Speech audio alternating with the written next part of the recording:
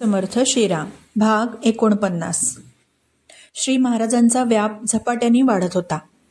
नुसत्या दर्शनाला येणाऱ्या मंडळींची संख्या तर जास्त वाढलीच, पण बाहेर गावाहून येणाऱ्या पुष्कळ मंडळींना श्री महाराज आपणहून बरेच दिवस ठेवून घेऊ लागले. अर्थात एवढ्या समाजासाठी मोठं राम मंदिर अपुरं पडू लागलं.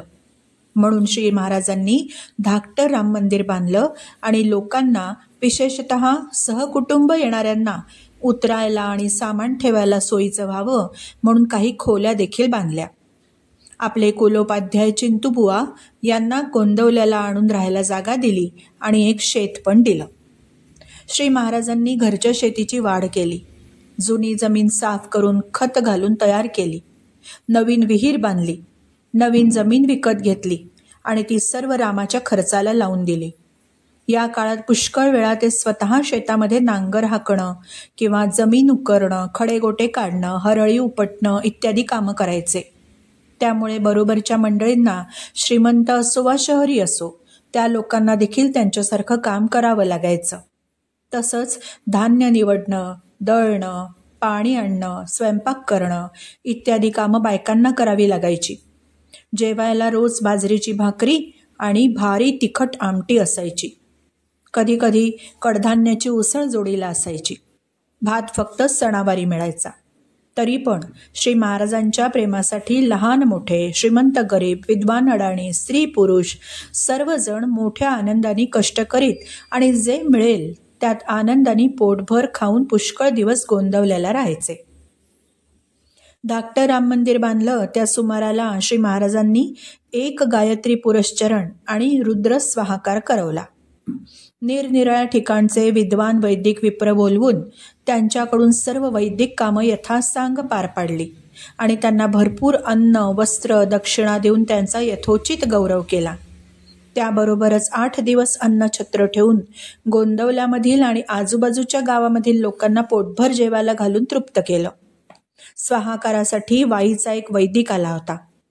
श्री महाराज वैदिक होम हवन जरी यथासांग करीत होते तरी सर्वांना रामनामाचं महत्त्व पुन्हा पुन्हा सांगून तेच घेण्याचा उपदेश करीत होते हे त्यांनी पाहिलं आणि त्याला अर्थात ते न आवडून त्यांनी वेदशास्त्र संपन्न भाऊशास्त्री लेले यांना तसं लिहून कळवलं.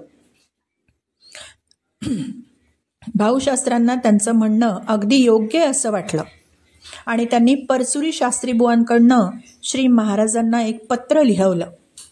वैदिक कर्म खरं महत्त्वाचं, पवित्र असताना रामनामाचं पंड वाढवणं हे अवैदिक आणि अशास्त्रीय आहे, असा पत्राचा भावार्थ होता.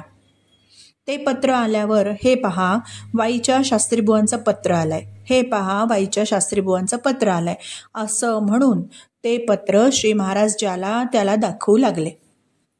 ही बातमी विप्रवृंदांमध्ये पसरल्यानंतर या विषयाबद्दल बरीच अस्वस्थता उत्पन्न झाली आणि शेवटी सर्वांची सभा भरून त्यामध्ये निर्णय करण्याचं ठरलं. सभेच्या दिवशी होमाच्या मांडवामध्ये पुष्कळ गर्दी जमली. श्री महाराजांसाठी एक उच्चासन तयार केलं गेलं. श्री महाराज सभेमध्ये मंडपामध्ये आले आणि त्यावेळी सर्व मंडळी आपण होऊन उठून उभी राहिली. पण स्वतः त्या आसनावर ते न बसता महाराजांनी स्वाहाकाराचे मुख्य विप्र होते त्यांना आदराने आग्रहाने त्याच्यावर बसवलं आणि आपण समोरच्या बैठकीवर बसले. सभेला सुरुवात झाली ती एका शास्त्रीबुवांच्याच भाषणाने. त्यांच्यानंतर 2 वैदिक विद्वान बोलले. त्या सर्वांचं म्हणणं असं की वेदांची आज्ञा ही देवाच्या शब्दापेक्षाही श्रेष्ठ आहे. वैदिक कर्म केल्या वाचून कधीही चित्तशुद्धी होणार नाही. पण ज्यांना त्या कर्माचा अधिकार नाही अशा अज्ञानी आचारहीन लोकांसाठी रामनाम हे साधन आहे. त्याचा असा सार्वत्रिक प्रसार केला असता धर्मभ्रष्ट होईल. उत्तर द्यायला आरंभ करण्यापूर्वी महाराजांनी सर्व विप्रवृंदांना साष्टांग नमस्कार घातला. त्यांचं भाषण जवळजवळ 35 मिनिटं झालं. त्यांच्या म्हणण्याचा सारांश पुढील प्रमाणे. महाराज म्हणतायत, वेदांची आज्ञा मला शिरसावंदी आहे. वैदिक कर्माने चित्तशुद्धी होते हे मीही मान्य करतो. परंतु ज्या भगवंताची प्राप्ती व्हावी म्हणून चित्तशुद्धी करायची, त्या भगवंताचं अधिष्ठान जर वैदिक कर्मांना नसेल तर कर्ममार्गाचं ते पर्यवसान कर्मठपणामध्ये होतं. शिवाय सध्याच्या काळी बाह्य परिस्थितीमध्ये फरक पडलाय आणि त्यामुळे लोकांच्या श्रद्धेमध्येही फरक पडला. म्हणून वैदिक कर्म जशी व्हायला हवीत तशी होत नाहीत. म्हणून आपण कर्ममार्गाने जात असताना कर्माची पूर्तता व्हायला आज भगवंताच्या नामाची अत्यंत गरज आहे. कर्ममार्ग मनापासून करणाऱ्या माणसामध्ये नुसतं कर्म करणं हेच सर्वस्व आहे अशी कर्मठपणाची भावना उत्पन्न होते आणि माझा आक्षेप त्याबद्दलच आहे. एरवी कर्ममार्गी माणसाच्या शिस्तीबद्दल, संयमाबद्दल मला आदरच आहे.